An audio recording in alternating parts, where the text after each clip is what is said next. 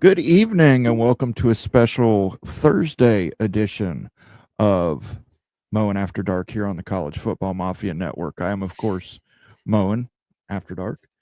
Joined tonight by my special guest co-host, Daniel Gygax. Daniel, Yo. how are you doing this evening? Well, that's news I never thought that I would hear today. Absolutely. We may have to retire the soft soundbite in regards to the SEC. The SEC is moving to 9 conference games. But before we get into that, I would just like to say thank you to everybody.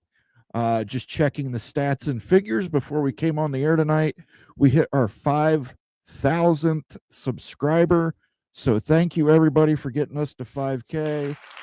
A little, yeah.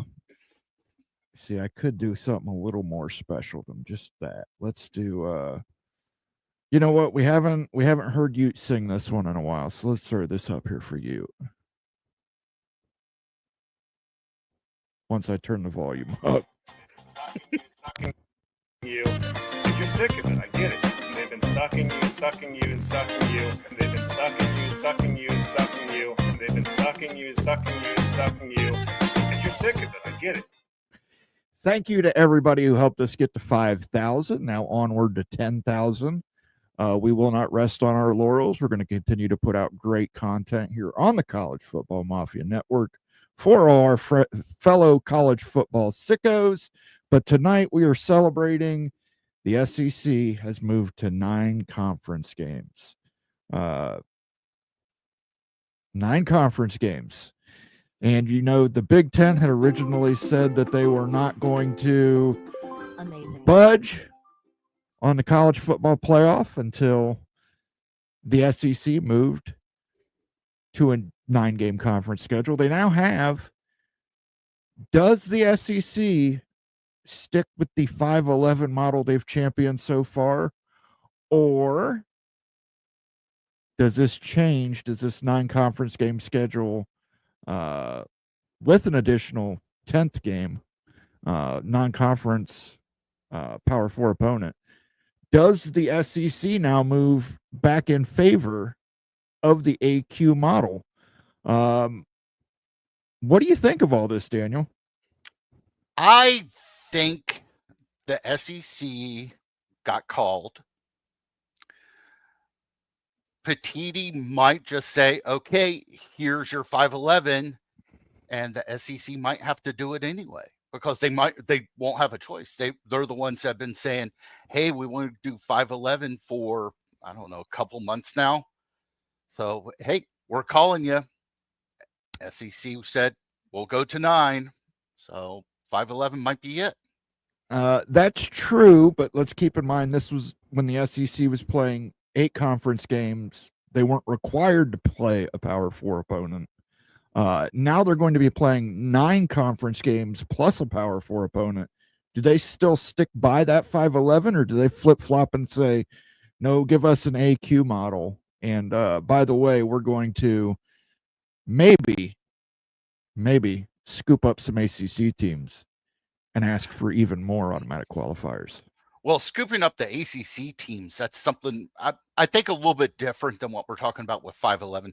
I think 5-11 will happen now just due to the fact that there's enough votes.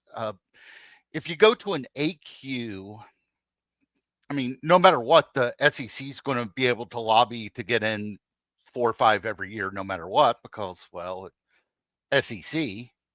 I don't think it changes. I don't think that we're going to see an AQ, like a 4 AQ coming out of the Big Ten and SEC now. Okay. So you think the Big Ten is going to just relent and go with the 5-11 now?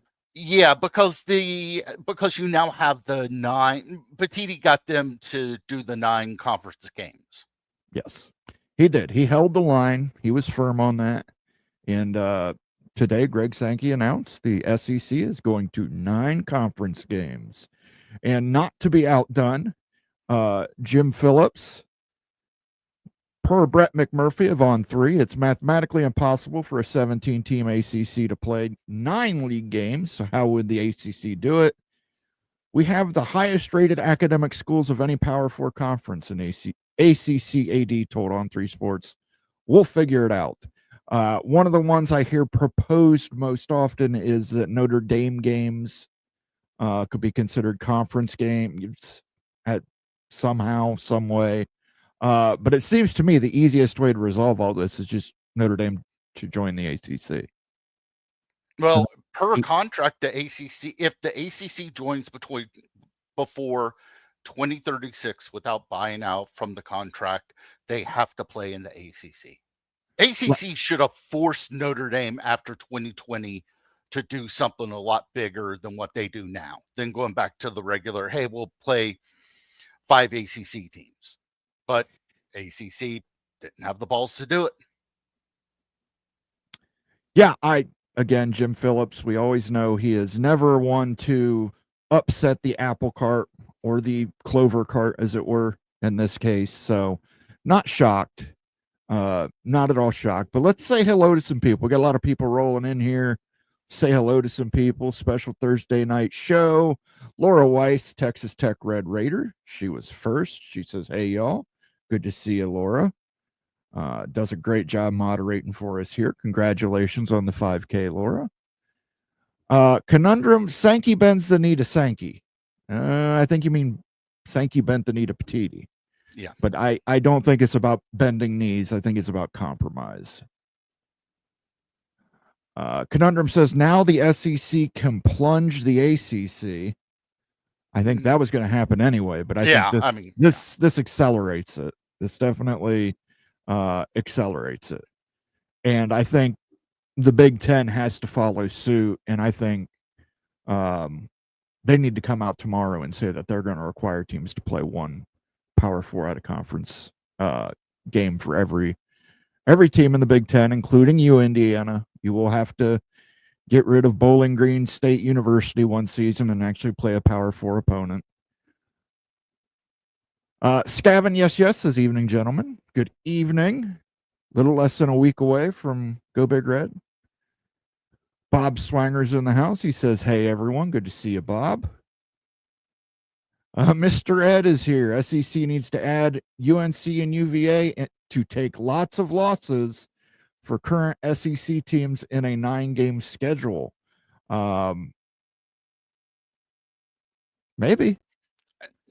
A lot of it has to do with, even if they were still the 8-game schedule, there was still the talk of UNC, UVA, and whoever going into the SEC. It didn't matter on this announcement or not.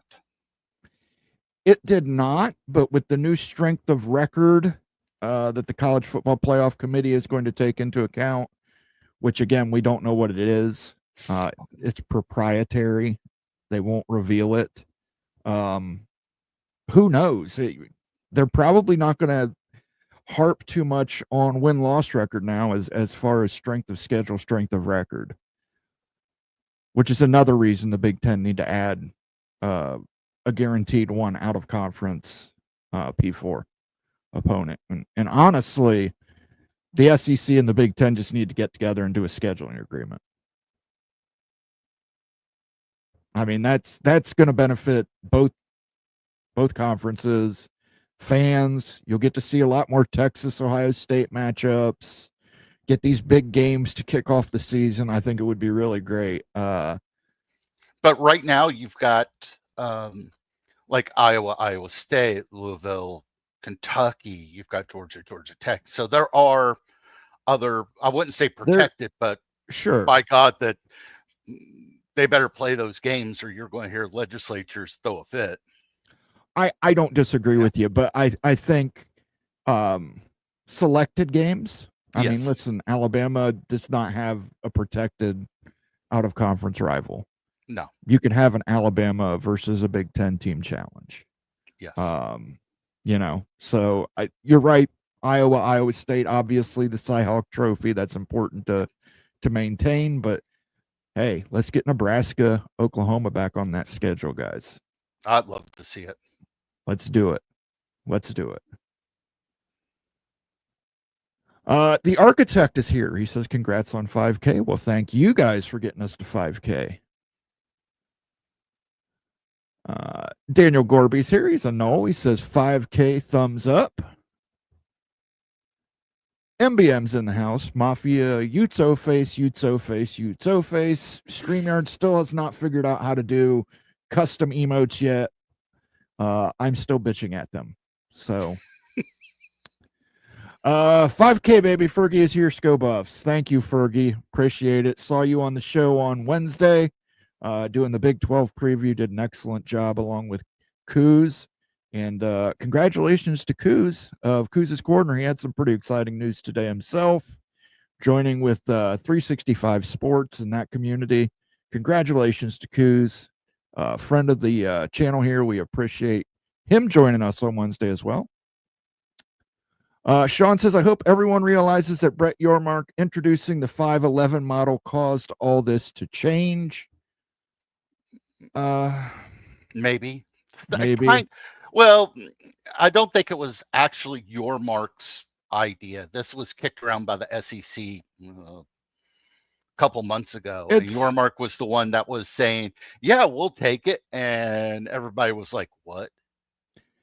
It was, yeah, if I recall correctly, Sankey originally wanted the AQ, Yes. and the coaches in the SEC wanted a 511. Yes. And that's what switched Sankey's position to 511. But now, like I said, the Big Ten, they said if they go to 9, they'd be more open to a 511. So I'm just interested to see if the SEC sticks with that and they do want the 511, or they don't try, if they try to move to an AQ system now that they've got an extra conference game and a guaranteed P4 game. Now UNC and UVA can be sucking it. I think this does accelerate consolidation. Nebraska Steve, now that the SEC has agreed to 9 conference games, does this mean the Big will be more accepting of a 511 CFP format? I think so. Listen, I mean, the line they kind of put in the sand of the SEC is they wanted them to go to 9 conference games. The SEC has agreed to do it. The SEC has also put a stipulation into play, an extra out of conference or a guaranteed P4 out of conference game. So they're going to be playing at least 10 P4 games per season. I think the Big Ten should immediately follow suit. I don't think that there should be any question about this. Tony Petitti should announce this tomorrow that the Big Ten is now requiring a 10th Power 4 out of conference game. Indiana, you're going to lose your cupcakes that you've been scheduling. Ohio State, we've already got it figured out. We got Texas, we got Alabama, we got Georgia on the schedule. We're already rolling into this Big Ten SEC scheduling agreement. I just want to see more of it. I got a super chat here from Mr. Ed. I only see the Big and SEC scheduling regular cross-conference games if FBS college football conferences go to a 13-game regular season starting week 0. I don't know. Like, again, I don't think you're going to get every SEC team's going to play a Big Ten team and vice versa. But hey, listen, 3, 4, 5, 6 crossover games a season. Tell me that wouldn't be fun at the beginning of the year, especially if you space those out over the first 3 weeks. That would be a blast.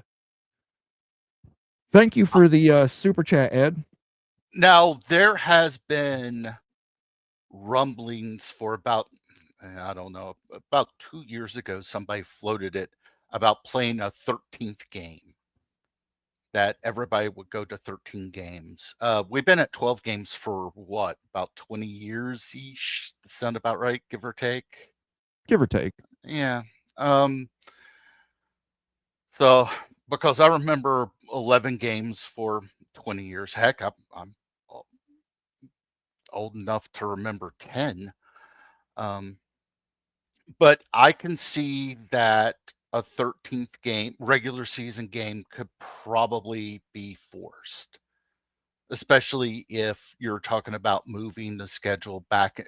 Schedule would have to start, like you were saying, Mo, in mid-August. Mid-August, yeah. Yeah, second to week do of everything. Yeah. Let me give you a little sounder here, Mr. Ed, since you requested it. Hello, I'm Mr. Ed. Thank you for that super chat, Mr. Ed. And to anybody else who wants to support the channel, help us keep the lights on here, you can click the little cash icon below the chat window, and from there you can become a member, gift a membership, or leave a super chat like our friend Mr. Ed Wayner just did. Thank you, Mr. Ed. It is appreciated, sir. And we got a member message that popped up here, popping it for the 1 month. Maybe Ohio State will finally schedule Cincinnati on a regular basis. No excuse not to play that series. Cincy is not a threat to OSU's recruiting. Kenneth, they do play Cincinnati, but you have to understand, Cincinnati follows the same schedule as every one of the MAC schools in the state of Ohio. It rotates. So I believe every seventh or eighth game that Ohio State plays, it's like 7. It might even be 9, because I think they do consider some FCS like Youngstown State kind of thing in there. But they do play Cincy. It's not going to be a regular series, because it's just the way the Ohio Department of Higher Education has it set up. They want Ohio State to rotate through as many of the Ohio schools as possible in order to boost everybody's athletic budget. So, yeah. But I have no problem playing against Cincinnati. I live with a Bearcat. Let me put it that way. So, Sergeant, thank you for being a member for a month, by the way, Kenneth Maynor. Much appreciated. Sergeant Pickles, member for 24 months, 2 years and going. SEC and ACC to 9. See kids, bullying works. Thank you, Pickles. Pickles, check it out. I got a Rainier beer baseball cap. You inspired me, Pickles, because it was either this or a Lone Star beer one, and I didn't like the Lone Star beer design, and I figured, hey, Pickles drinks Rainier beer. I figured you'd get a kick out of it. Thanks for being a member. Thanks for being a contributor. Sergeant Pickles with the Big Ten Mafia show. We're going to have an announcement soon. We're going to be working on some new stuff. Definitely be able to check myself, Pickles, and Becky out. New day, new time. So definitely would be fun. So definitely stay tuned for that. Thank you for being a member for 2 months, Pickles. Let's see. I don't have a Cincinnati sounder for Kenneth Maynor, but you know what I've got that's even better? Here you go. Come on down to Cleveland town, everyone. Under construction since 1868. See our river that catches on fire. It's so polluted that all our fish have AIDS. See, I couldn't say anything positive about Cincinnati. So I said something negative about Cleveland. That's just the way it works. For Pickles, I do have a little something for Washington. We can do it. This is the siren from Washington.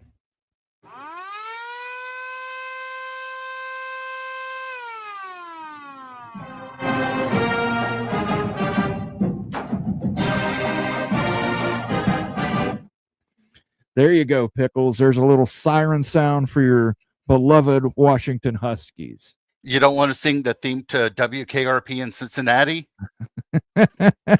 I would actually put it on the soundboard, but I think it would get copyright claim. Yeah, true. Maybe I could just do the little sounder at the end. WKRP in Cincinnati. Yep.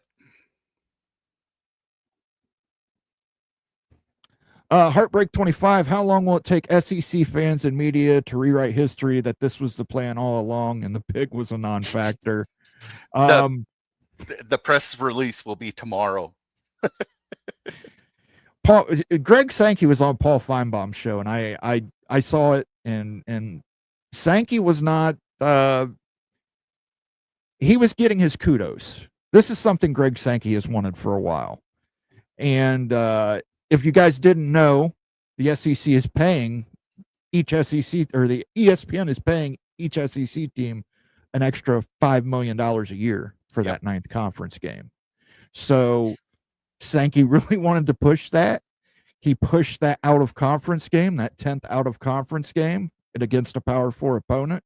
He pushed that. He wants a 16-team playoff. He's pushing for that. I think this is a big win for Greg Sankey, and I think it's a big win for Tony Petitti. I don't really see any losers in this going forward. Hopefully Notre Dame. Notre Dame may lose on it, but who cares about Notre Dame, right? Heartbreak 25, you're a Penn State fan. Let's give you a little Penn State sounder here, because you are.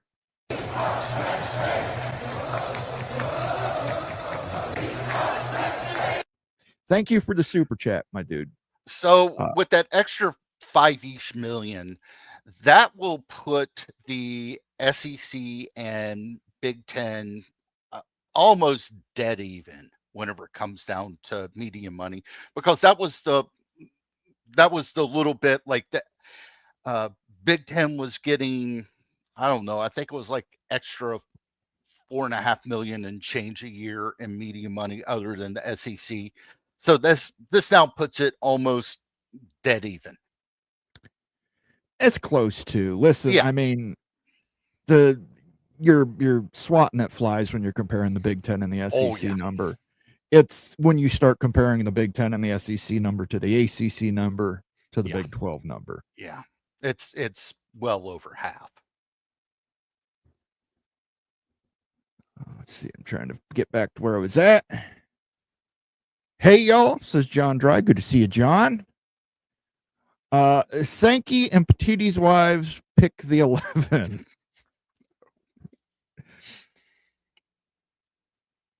Jansen Roberts says 12 SEC schools only have 3 out-of-conference games scheduled in 2026. The speculation on 9 conference games in 2026 has been going on for a while. The architect says the Big Ten and SEC can now move on to deciding the college football playoff format, and that is correct. And as was reiterated today by several reporters, it is up to just the SEC and the Big Ten what the playoff format is. They get input from the Big 12 and the ACC, but the Big 12 and the ACC actually do not have any sway on the actual decision. No, not. I mean, they could sit there and try to put a little bit of input in, but your mark might have a little sway. Phillips has none. Adam says SEC went to 9. Time for Big to man up and require a 10th P4 game to level the playing field. No more Indiana cream puff schedules. As an Ohio State fan, I agree with you. We're playing Texas, we're playing Alabama, we're playing Georgia in the upcoming years. So absolutely, I think every Big Ten team needs to go out there. I mean, listen, Daniel brought up a great point. There are Big Ten teams that already do. Iowa State, for example. Yes. And that rivalry should be protected. I like to think that we can do whatever we can to protect rivalries within college football. Georgia Tech, Georgia, Louisville, Miami, Kentucky, Florida State, Florida. Yeah. There's lots of rivalries. I mean, obviously we've lost some rivalries, but Bedlam, Oklahoma State, Oklahoma, that could be brought back. But honestly, and I'm sorry, MBM, Nebraska, Oklahoma, man, that would be so great to see that played annually. Yeah. Bring back a lot of memories. Everybody is going to be feverishly trying to schedule Boston College, Wake Forest, Houston, or Cincinnati to fulfill the Power 4 scheduling agreements. Yep. Probably. And you know what? Those teams, they can actually require more money now. They can sell their services as a loser to the highest bidder.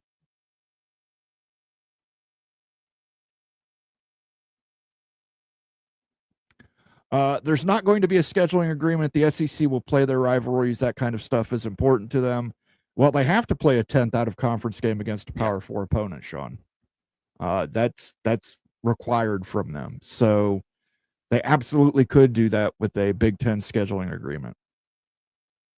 And I'm not saying that every SEC team is going to play them, but yeah, having games like Oklahoma, Nebraska back would be fun. And if the SEC and Big Ten both scoop out parts of the Southeast, in particular North Carolina, Virginia, Florida State, Miami. Keeping them, you can keep those rivalries going through a scheduling agreement.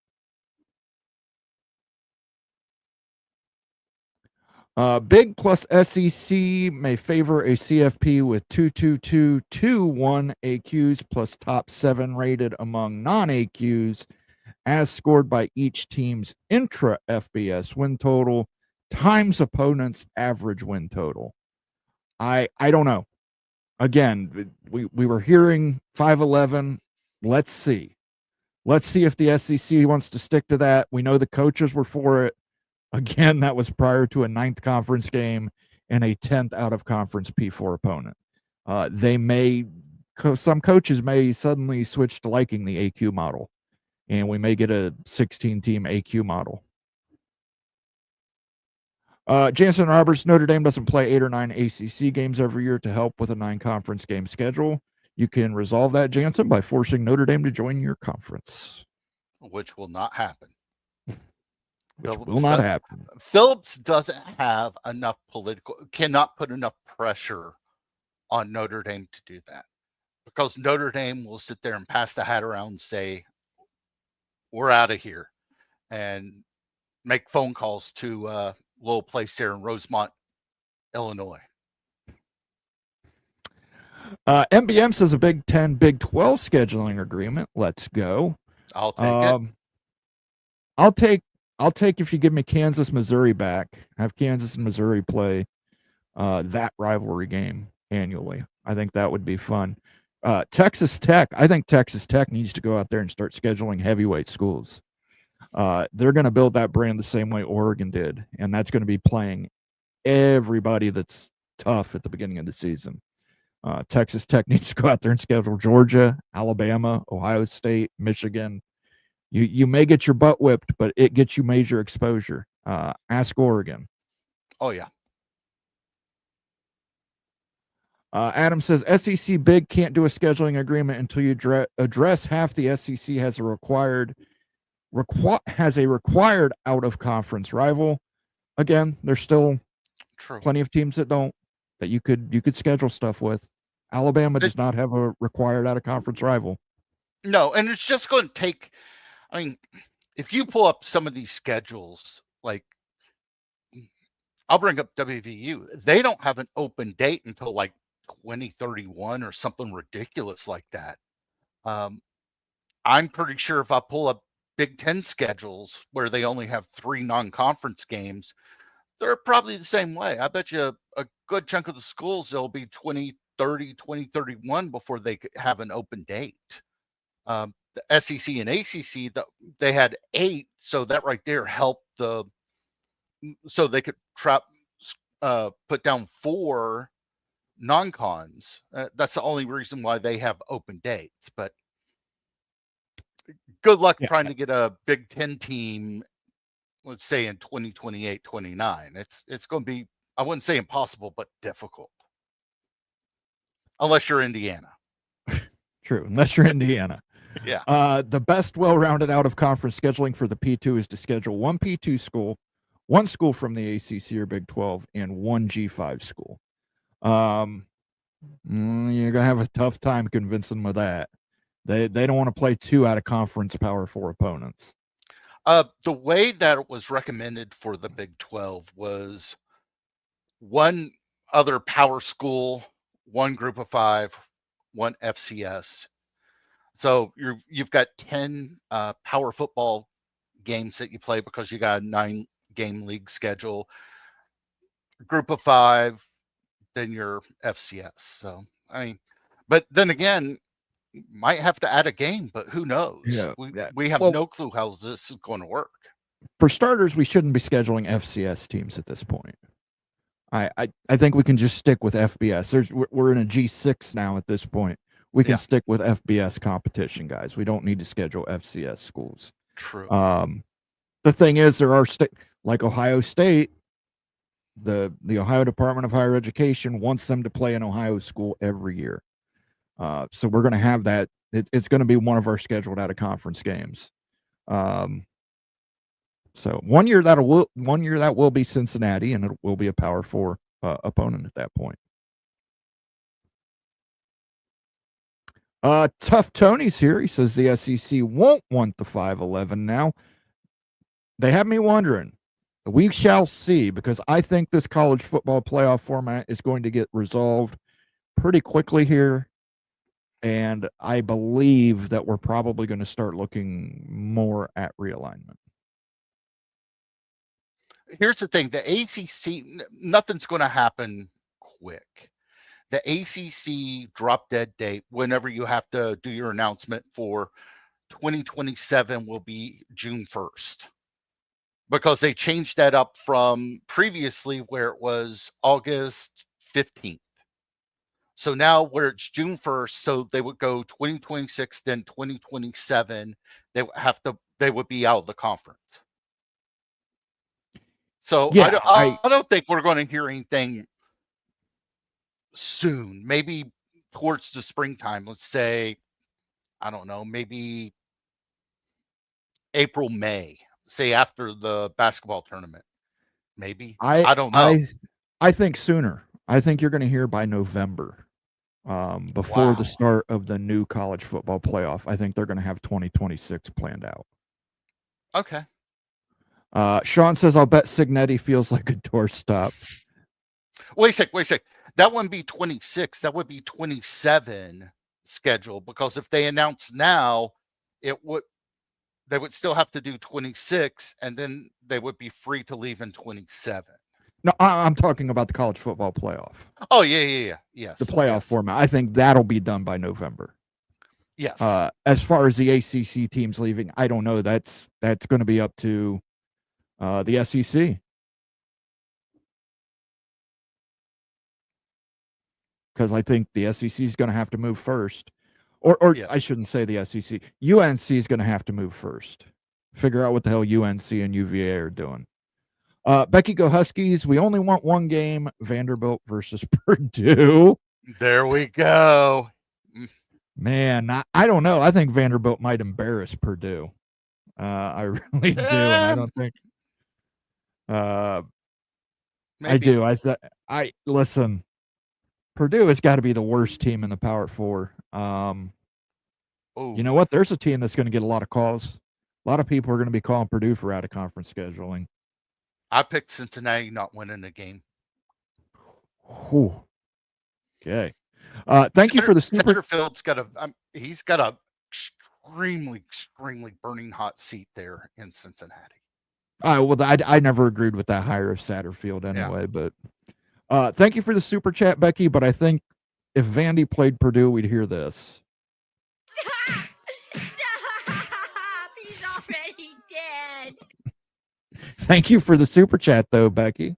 And we'll have Becky on tomorrow. She will be stepping in for Nate on the Big Freakin' Friday show as we do Best of the Rest, the trifurcation model tier maker, where the Virginia Tech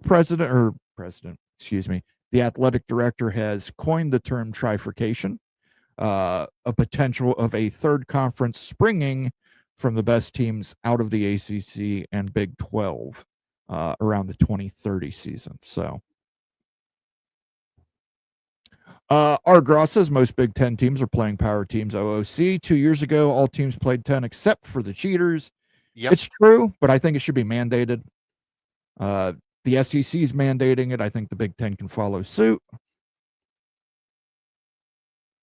Signetti has got to be thrilled with everyone talking about IU. I'm sure Indiana is thrilled with that $50 million that, if you didn't catch it, they have sold the naming rights for their field.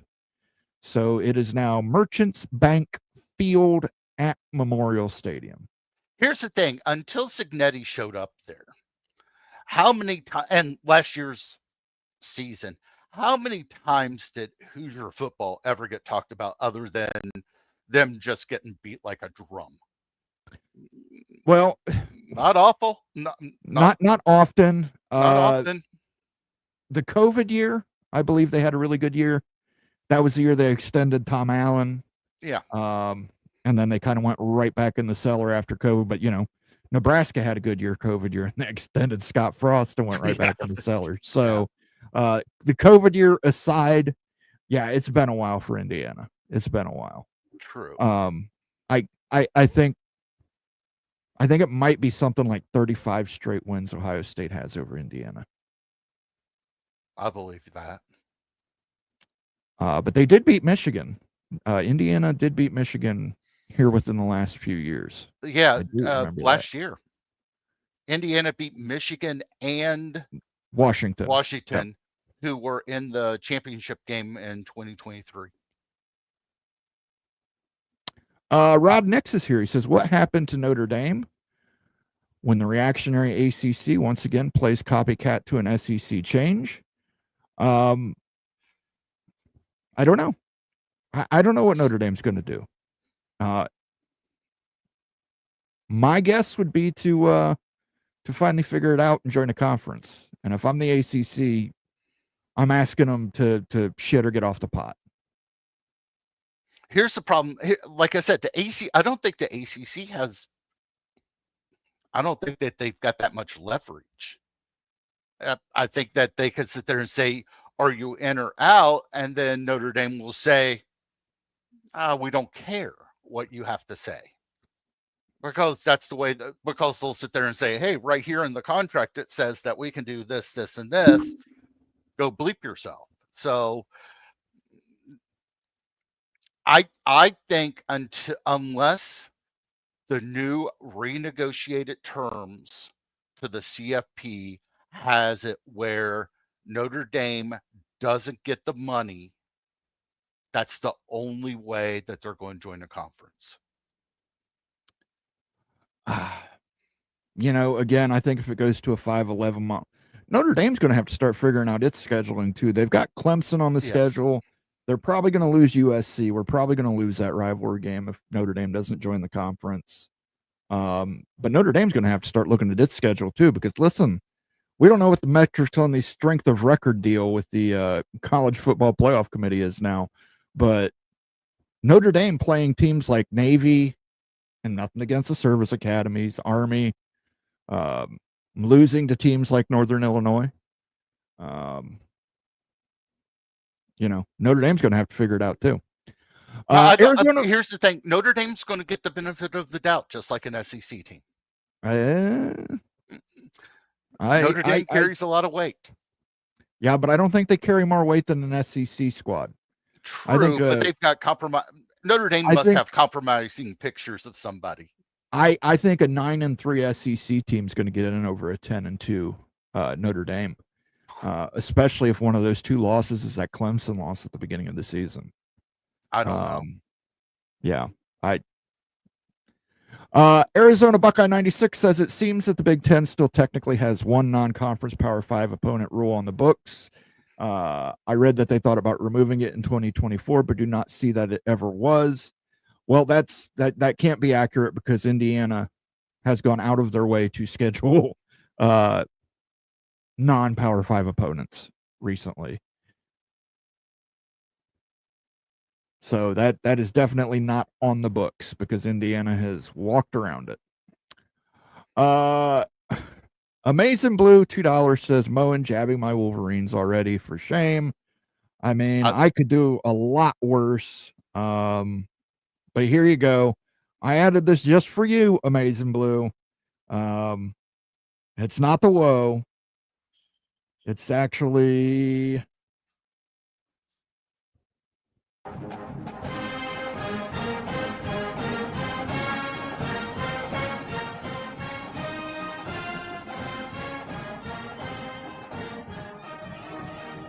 like nails down a chalkboard. But thank you for the super chat, Amazing Blue. Thank you for being Moen to do that. I'm really shocked. I'm thank really you shocked. For being a valuable member, Amazing Blue. He did a 14-minute rant 2 Fridays ago, or no, was it last? Yeah, on the whole entire Connor Stallions.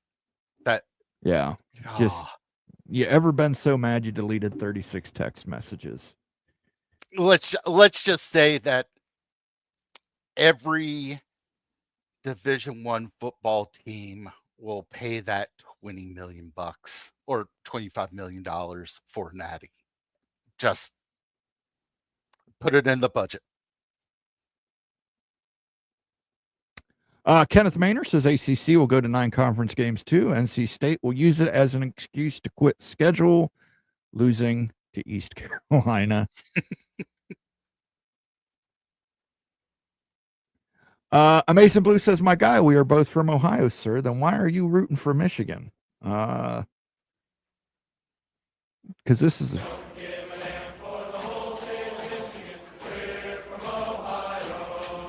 You hear that? We're from Ohio. You're supposed to be rooting for Ohio State, Amazing Blue. There's still time. You can get baptized. We can convert you. My friend of mine, he was out here at Travis Air Force Base with me, grew up in Zanesville. His wife is a diehard Michigan fan, and she grew up in Heath. I know you know where Heath is at. Yeah. She grew up in Heath. Figure that one out. No, it happens. There's a lot of Michigan fans. It's just like Pittsburgh Steelers fans. I think Pittsburgh Steelers are probably, I see more Pittsburgh Steelers fans in this area than I do Cleveland Browns fans. Well, I get that because when was the last time the Browns were successful in the playoffs? Let's go back to yeah, you'd have to go back to Marty Schott. Yeah, you'd have to go back to Marty Schottenheimer when they made the AFC Kozar was there. And you're still close enough to Pittsburgh that it kind of counts. No, it's let's be honest here. It's bandwagon fans. They want to be fans of a successful franchise. When I was a kid growing up in the 90s, it was the same thing. One year, everybody was Dallas Cowboys fans. Next year, everybody was San Francisco 49ers fans. Then they were Green Bay Packers fans. I was always a Cincinnati Bengals fan. You know, yeah, you own stock in the Green Bay Packers, but you know, it's just.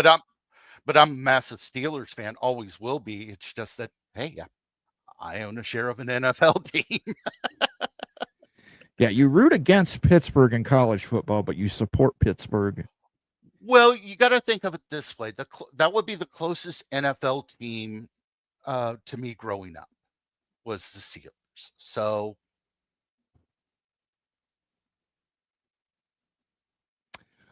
never. My mother worked at OSU Hospital in the burn unit and still refused to be a fan. Well, thank your mom for working in the burn unit. That is a tough job for a nurse to do. I know that. Thank her for that. That is a great thing that she has done, Amazing Blue. And we'll still embrace her with open arms, even if she doesn't want to be a fan of Ohio State. So we'll embrace her. We'll embrace her. Let me give you a little special here, though. We'll give you a little oh.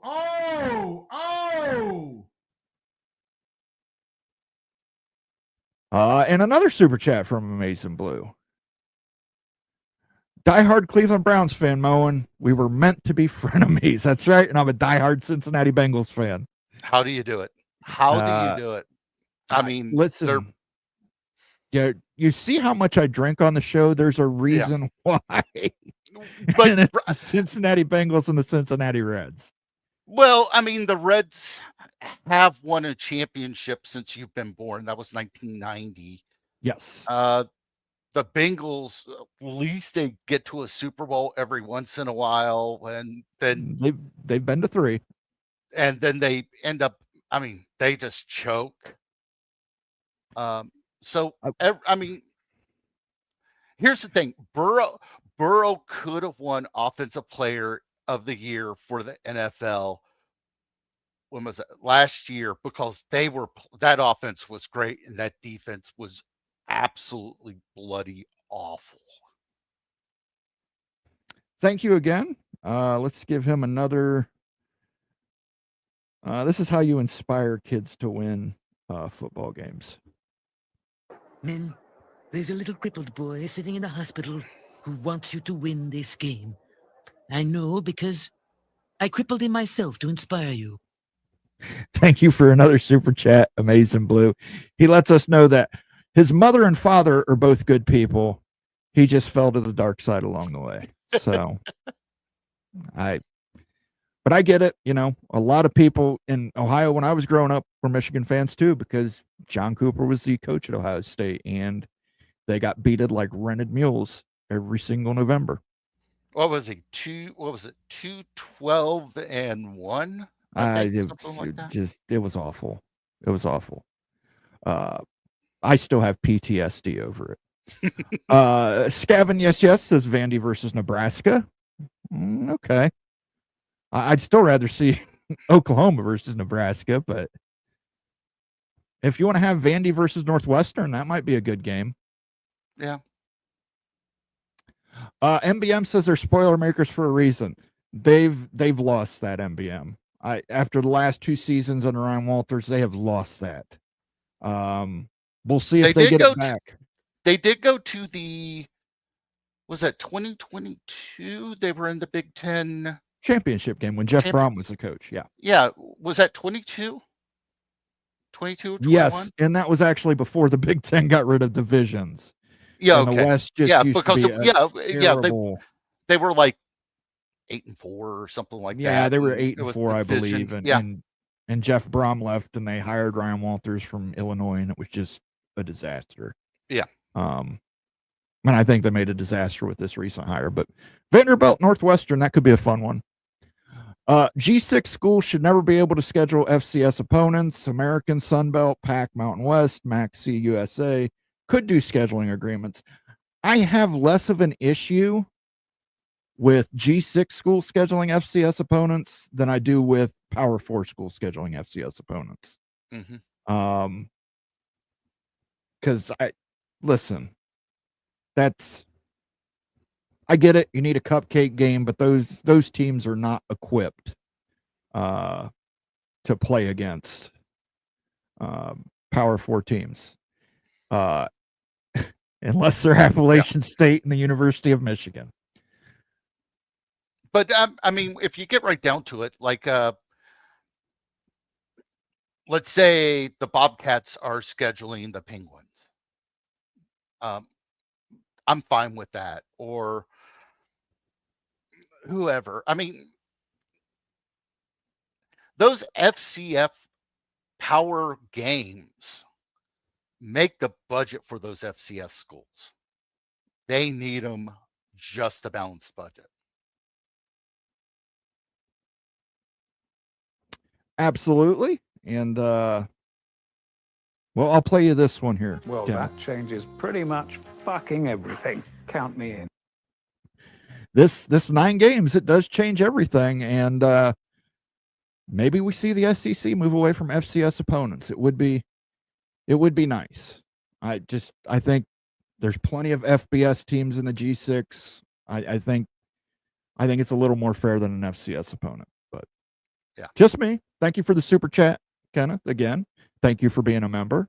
We appreciate all our members here. UNC and North Carolina State will likely be required to schedule either ECU, App State, or Charlotte every year, which I don't have a problem with. Ohio State does something similar. I don't have a problem with that. I like the bigger schools supporting the smaller in-state schools. That was discussed a couple months ago, whenever all the stuff with UNC, NC State, and stuff like that. That, I mean, you know that NC State's not going to go out to Boone, North Carolina and play Appy State. They're not going to go down to Charlotte. Heck, that stadium in Charlotte for UNC Charlotte, high school stadiums are nicer. So, I mean, yeah, but they need to play those games just to help those schools out. Yes. And that's where people are like, well, Ohio State played Bowling Green. Well, yes, but Bowling Green's an in-state school. We're helping them out. This is how the Ohio Department of Higher Education has figured it out to help these smaller schools. Now, Kent State cannot be helped. There's nothing we can do to help Kent State. I think we're just at that point where they ought to close up the football program. But yeah, I like that idea. I'd like Alabama playing a smaller school in Alabama. They'll kick the crap out of them, but they get a payday. Their athletic department gets funded. More educational opportunities for athletes. So I think it's a good thing. Usually the bottom of the FBS barrel has always been either Akron or Kent State. No offense, Zips or Golden Flashes, they're both not good. Yeah, they're not in good areas of the state either. The architect says, I'd love to see the Huskers play Colorado or Oklahoma again. Yeah, Colorado, that's not a bad one. Mm-hmm. Luke Fickle could go home. He's on the hot seat. Cincinnati's not going to take him back. The fans in Cincinnati were not happy when he left. They invested a lot of money in that program when Fickle was there, and the facilities, everything, and him leaving kind of upset them. Nothing gets the party started like Wake Forest versus Baylor, Battle of the Baptists.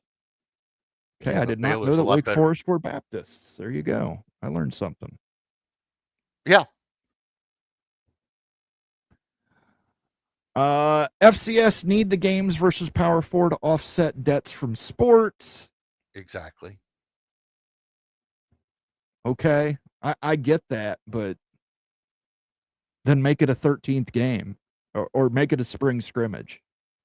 Do something like that, because I don't want to watch a 77-0 beatdown of an FCS school by a Power 4 school. I know with basketball, they let them do like a Division I exhibition game, and Yeah, WVU will sit there and grab like a Fairmont State, a Glenville State, whoever. There, hey, come on up. It's like an hour bus ride.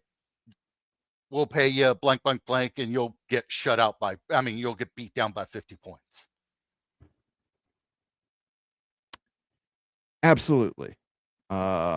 Let me see here. What can I give? Let's give you a little Cartman student athlete here. Student athletes. Oh, that is brilliant, sir. Thank you for the super chat, Becky, and I will see you tomorrow on the Big Freakin' Friday show. Jacobra Cat, Purdue, once the spoiler makers are back to moniker of Perdon't. Ands Iowa versus Missouri to resolve the border dispute between the two, known as the 1839 Honey War. I've never even heard of that, Jacobra Cat. I'm going to have to wiki that after the show. I'm familiar with Bleeding Kansas. I'm familiar with the Battle of Toledo, but I've never heard of the Honey War. So, but thank you for the super chat, sir. Here we go. Give you a little Brockmeyer. You like Brockmeyer. I was helping those ladies find a new life, $20 at a time. Thank you again, Jacobra Cat. The Honey War. That is very interesting. Of course, you could just be pulling my leg to make me look up. Penn State says we are ready for the season to start. We're getting there. We're getting there. Getting close. Mullen, now you're attacking my hometown of Akron. Listen, man. There's some rough places in Akron. It's a little rough around the edges in some of those places.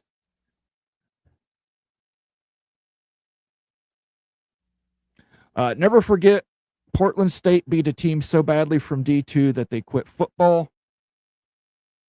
And never forget that Georgia Tech scored 222 points on Cumberland State as revenge for them beating their baseball team.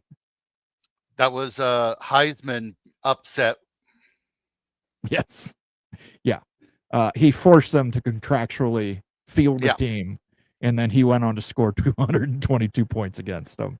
Well, the rumor was that Cumberland was using ringers in that baseball game and tried to embarrass Georgia Tech, wanted to get out of that football game, and Georgia Tech just went through and just throttled. Sean's got a great point here. Play spring game with them and give them a payday. Have the FCS team play them in the spring in a scrimmage format. You can still raise the same amount of money. You can do an FCS school from the state. Not a lot of travel would be required. I just don't want to see And it might be me personally, but I don't want to see FCS schools against like Alabama or Georgia or, any power school that's just going to absolutely decimate them with their third string in. But most of those spring games, tickets are like fairly cheap, like 20, $25. We're not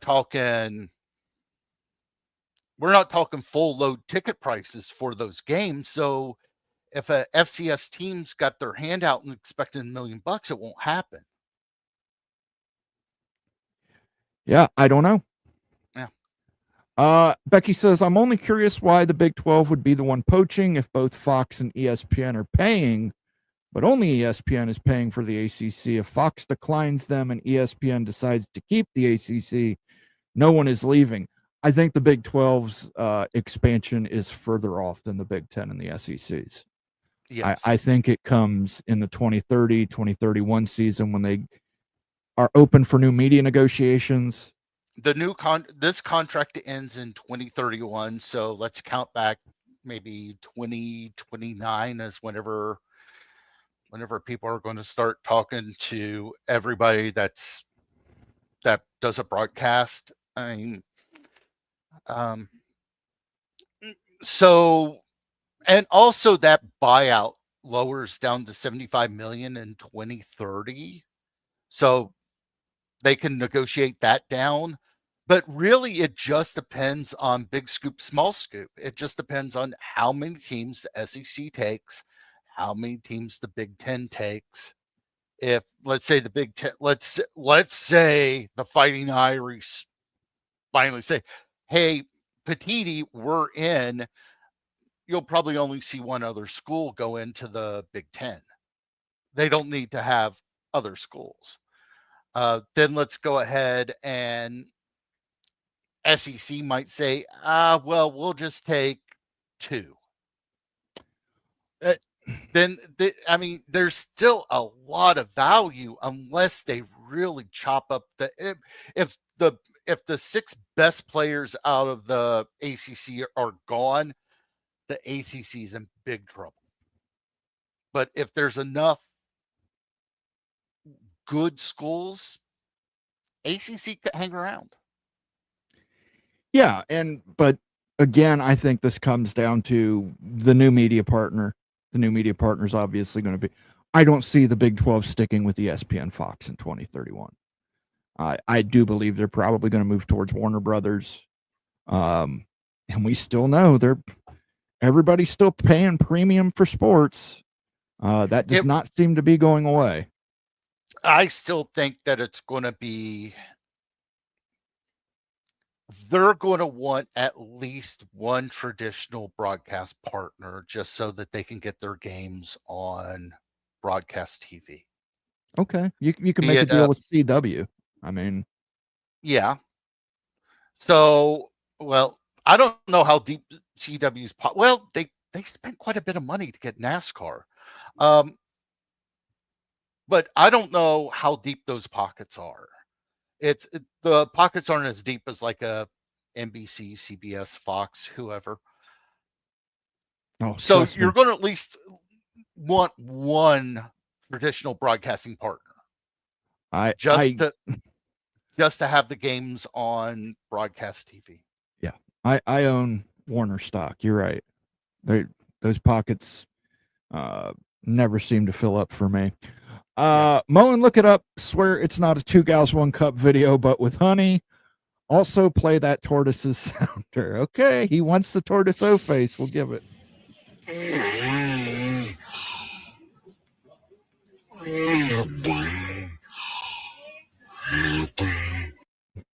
There you go, Jacober Cat. You requested it. That makes you the weird one. Let me see. I got that one. I'm seeing the Wikipedia article on the honey war. It's basically it was a surveying error from the Louisiana Purchase, but it all fell down to taxation of beehives. Okay. I don't know if you guys saw the news this week, but Auburn actually claimed victory over Napoleon in the Louisiana Purchase. Of course. Of course. Okay, come on, WVU. Big Claim that Lubbock. What did I miss? 1922.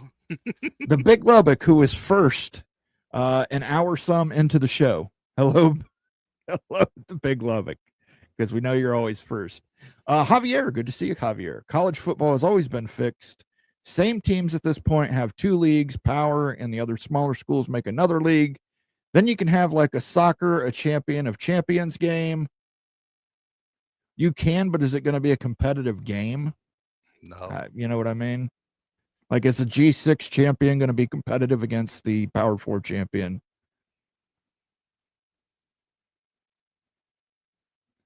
One week from tonight, East Carolina versus North Carolina State in prime time, Thursday night, will be nasty. Wolfpack.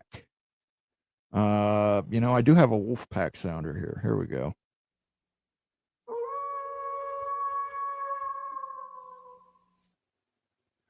Why is college football making things so difficult? Conference champions play for the title. Keep it simple, stupid. Remember that. Yes, the KISS method, but when you've got 4 power conferences and 6 G6 conferences, you might have one G6 like a Boise State one year that might play spoiler, but overall, that's just going to be. It's not going to be a competitive playoff. Not that this year's playoffs were competitive either. The Big Ten doesn't want to expand. They're still trying to figure this last realignment out. Not exactly, Sean. They definitely want Notre Dame. They definitely want Notre Dame. There's a couple other schools they've been talking to in relation to it, but obviously nothing yet. Daniel brought up if Notre Dame joins the Big Ten, they only grab one more. My question to you, Daniel, would be who is the one more?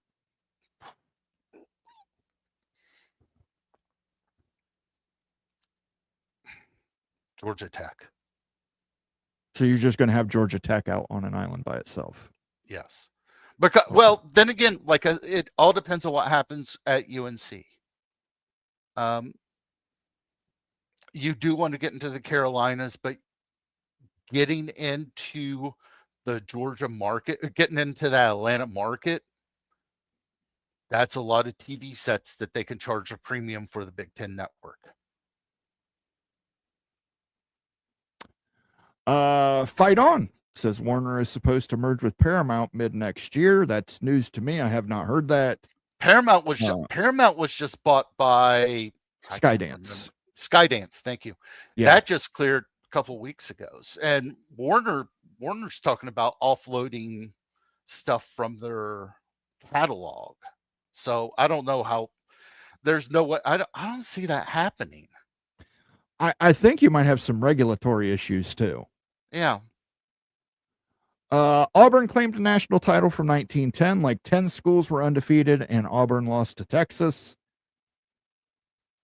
Yeah, it's pretty amazing. If you guys go on the college football subreddit on Reddit anytime, somebody did an actual breakdown of everybody who could claim a bowl title, a poll title, spiritual title, pretty much everything. 1922 WVU went 8-0-1. Played a bowl game in San Diego. There were only 2 bowls that year, one of them Rose Bowl, one of them in San Diego. WVU won that one, but there were, I think, like 9 schools that were undefeated that year. So just handed it out to 7 different schools. WVU was left out. Happens. Kenneth Mater says since Auburn claimed those titles, there is and has been Gator fan desire for Florida to claim the 1984 national title. That'll make BYU fans. Or wait, BYU was in 86, wasn't it? No, 84. No, that was 84. Yes. That was 84. Yeah. That'll make BYU fans happy. MBM says Big 12 schools aren't going to be backfilled. ACC for less cash. MBM, I don't know. Tune in tomorrow when we discuss trifurcation, because I have a sinking feeling in my gut that that's what's going to happen. I believe that some media partner is going to come in and say, hey, if these 6 schools and these 6 schools get together and maybe we poach a Boise State here or, Oregon State there, we can maybe do a little bit better than with either of those conferences. So, but we'll see. We'll see. We know they've had conversations. They've had, according to Ross Dellinger, clandestine phone calls that the commissioners were not involved in. Washington didn't lose a game for like 8 years. We should claim those titles now in 1984. Listen, everybody claim every title ever. All right. Yeah. We can be 115-time national champions. All right. So when will the 9-game schedule for them start? 2026. The 2026 schedule is season 4. Them will start their 9-game conference schedule. The ACC has not made any decisions as of yet, but they are looking into it. USC won that national title over Oklahoma 56-19. No one was beating USC that year. No one. Mr. Monkey says, why Boise State? Building a brand. Building a brand. And that matters. We're going to go about 5 more minutes, guys, and we're going to wrap up here on Mowing After Dark. So get those comments in here, and we'll try and get them read. Daniel Gorby says, where do you think Coach Fitzgerald will go next? That's a great topic to bring up, Daniel, to end this show tonight. Pat Fitzgerald and Northwestern have reached a settlement agreement. In the agreement, Northwestern acknowledges that Pat Fitzgerald was not aware of any hazing and no players told him of any hazing, and that he was not a part of it. The number that Northwestern paid him, we don't know, but we know the original lawsuit was like $30 million. And Pat did say in his statement that he was very, very pleased with the settlement amount. But that's a great question. Where do you think Pat Fitzgerald ends up coaching next? Whoever will cut him a check. I mean, but he's been out coaching. This is 4 years, I think. I'm trying to remember off the top of my head. This is what 4. So he's probably going to be a coordinator somewhere for a couple years to build his resume back up. Oh, Tony Lawson, correct me. It's $130 million was the original lawsuit. Which Northwestern, they could afford that. Or Northwestern. Yes. For me, if I'm Pat Fitzgerald, well, listen, if I'm Purdue, I'm firing Barry Odom at the end of the season and hiring Pat Fitzgerald. Pat Fitzgerald does know how to coach in the Big Ten. He made Northwestern relevant for the first time in who knows decades. What was the other guy's name from the 90s with Darnell Autry was their running back? He went to Colorado. I can't remember the guy's name, but he took Northwestern to the Rose Bowl 1 year. And I remember for the longest time, my mother told me at the time, she's like, Northwestern didn't do shit for 40 years. The running joke was that Interstate 84, they would sit there and have the sign up there say I-94 Northwestern 0. Gary Barnett. Thank you, Skaven. Yes, yeah, okay. Thank you. Gary Barnett was the guy's name. Yeah. He ended up taking the job at Colorado and leaving Northwestern, and then they were irrelevant for a while. And then Pat Fitzgerald took over, an alumni, and he did wonders with that team. I mean, he had some big upsets as a coach. I don't know that they ever won the Big Ten.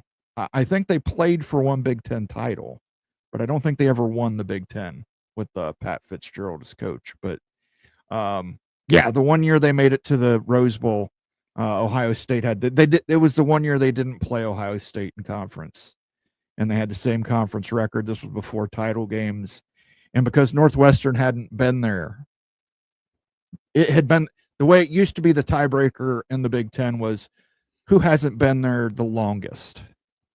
And of course, since Northwestern hadn't been to the Rose Bowl since like 1956, they went over Ohio State, and I forget who Ohio State played, but they got absolutely demolished in the bowl game. So thank you, Gary Barnett. Jacobra Cat. Auburn and their retinue interrupted my parents' wedding, taking away my mother by the old noble rights of jus prima noctis. I know a little bit.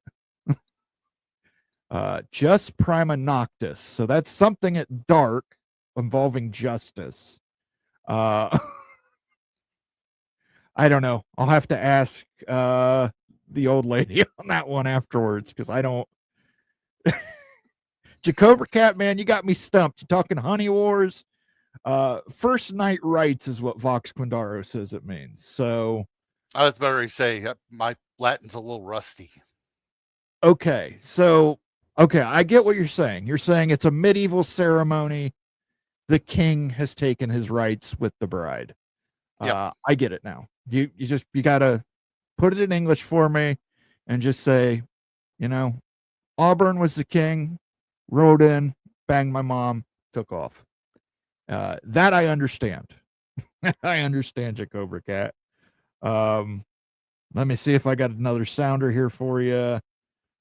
You know what? I haven't played this tonight, and I actually put it on here for just this reason. Do you guys know how many games the SEC is playing in conference in 2026? I haven't done the math yet. 99999. That's how many conference games the SEC is doing. Scavin yes says Braveheart mowing. Yeah, it was a king's right to take a woman on her wedding day. And like, the great Mel Brooks said, it's good to be king. Yep.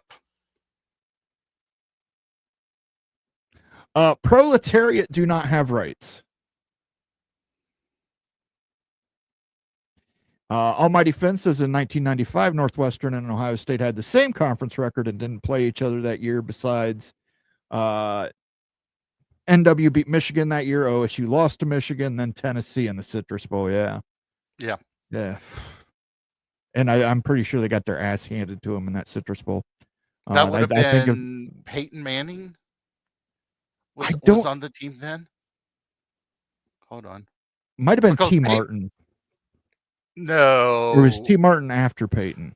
Yeah, T. Martin was after Peyton because I'm trying to remember whenever because Peyton never won a national championship while he was there at Tennessee, and the first year T. Martin was the quarterback was whenever they won the. Okay, so then it would have been Peyton Manning at that point as the quarterback at Tennessee in that game, because he would have left in '97 then.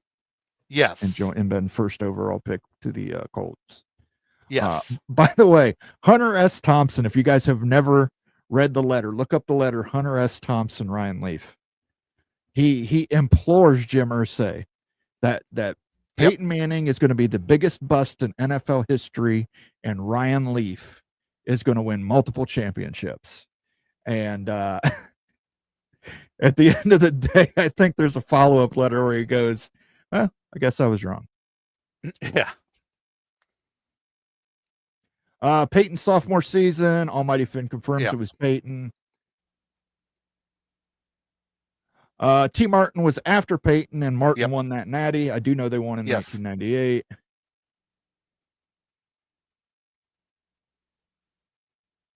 T was after, and Manning was there from 95 to 97. I knew he was there in 95. I just could not remember what year he left Tennessee. I was almost said 98. That would put the championship in 99. I'm like, no. Tennessee won the championship in 98. Yeah. Tennessee only beat Florida State in 98 because our quarterback was injured. Yeah, Florida State having injured quarterbacks in the postseason has not boded well for that school. Steve Spurrier's Gators owned Peyton Manning. That is true. Those Gators teams were something else when Spurrier was there. All offense. Duke would be another good landing for Fitz, but Duke's already got Manny Diaz, and he did well last year. Yeah, but Manny Diaz, the first time a SEC or Big Ten school waves a big check underneath his nose, he's going to be gone.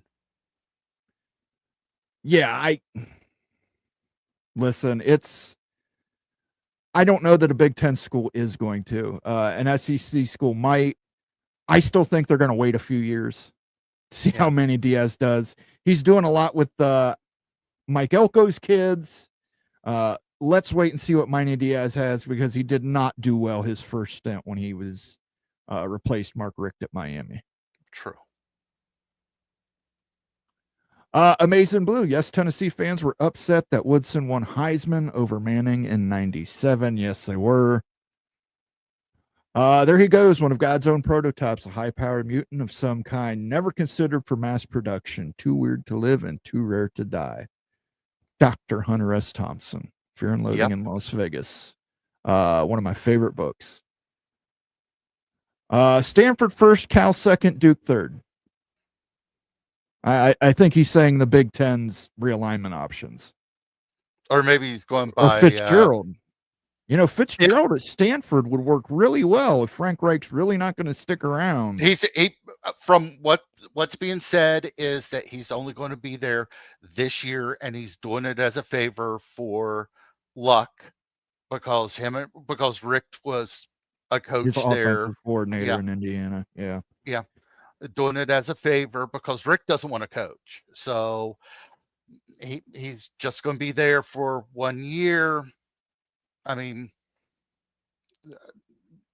trying to recruit at Stanford is really difficult, just like it was at Northwestern. You have to have some real high academic rigor to get in.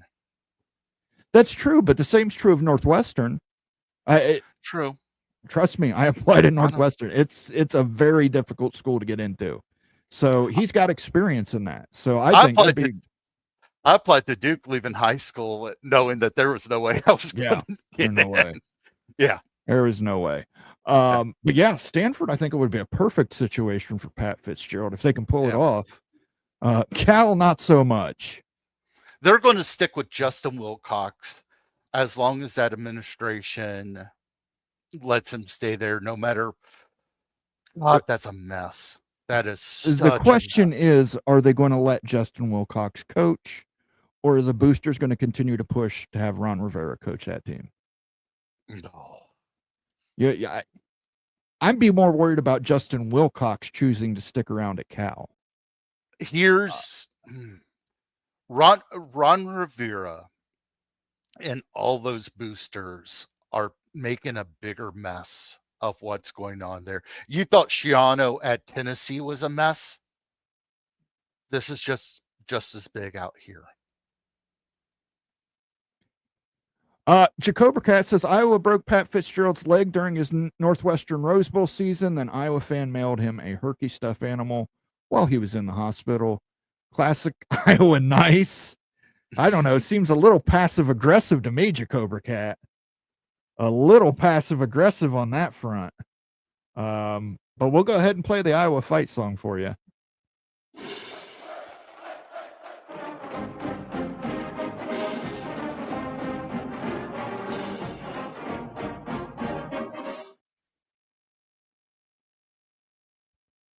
Thank you for the super chat, Jacober Cat. Again, much appreciated, sir. Rock and Rant, I don't think they're going to stick with Justin Wilcox if he doesn't get 8 wins. I don't know. We had a Cal guest on the other night. She doesn't think he's staying if he doesn't get to 8 wins. I think he can get to 9 wins and he may leave. And I think that's a shame. I think he's a fantastic coach. He's really done wonders for them. And just the Ron Rivera booster situation is a mess. It's a mess. It's a mess. Almighty Finn, he was the OC from 80 to 82 and head coach from 87 to 89. Okay. How can Chicago let the Bears leave the city? I don't know. Chicago Bears. Yeah, go ahead. I heard Cleveland with that whole entire mess. I guess that, the FAA and the Department of Transportation basically said, nope, on your building next to the airport because it interferes with the runways. Yeah, the Chicago Bears actually saved my life. When I was younger, I was in a coma for 6 months, and I was really touch and go. And nurse came in the room and turned on a Chicago Bears football game, and I woke up and shut it off.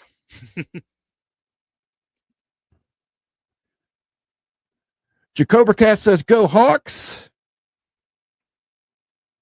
Okay, let's end it with that.